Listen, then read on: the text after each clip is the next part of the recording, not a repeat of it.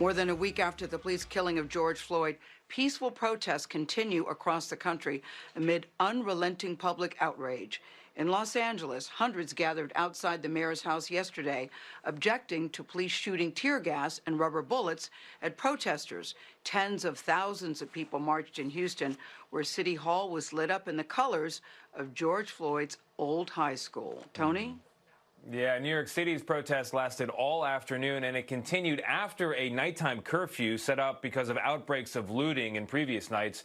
We saw very little of that, though, last night all around the U.S., and our national correspondent, Jericka Duncan, is in Foley Square. That's in Lower Manhattan. It's the Justice Complex, where one of many demonstrations in New York took place last night. Jericka, good morning.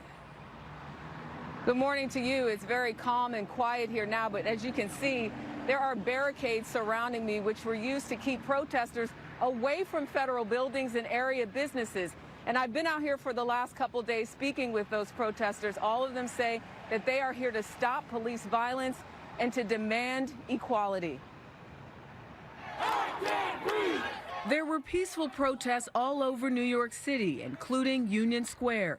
Doctors and nurses from the front line for COVID also joined some of the demonstrations. We see how racism affects our patients and their health and their lives, just like others do.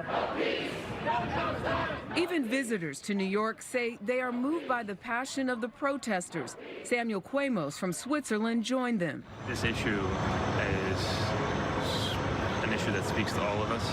It's an issue of basic humanity and basic decency. They're done shooting us! Protesters also spoke out in cities from Indianapolis to Los Angeles. In Denver, the police chief marched arm in arm with the crowd.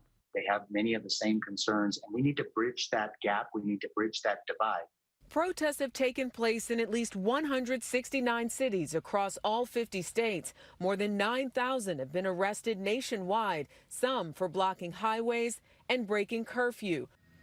But other arrests include people who've taken advantage of the situation by looting and stealing.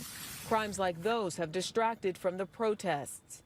In St. Louis, the community is mourning the loss of retired police captain David Dorn, who was shot and killed early Tuesday during a looting at a pawn shop.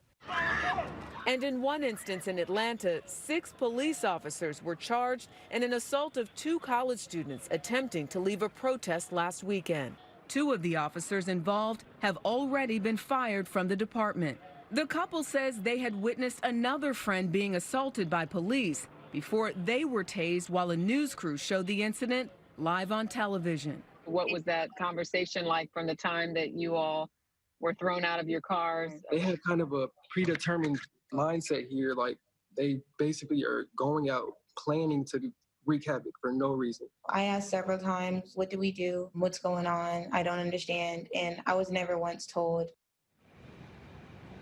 Last night was certainly more calm here in New York City when compared to previous nights. That 8 p.m. curfew, Anthony, will remain in effect throughout the week. All right, Jericka, thank you.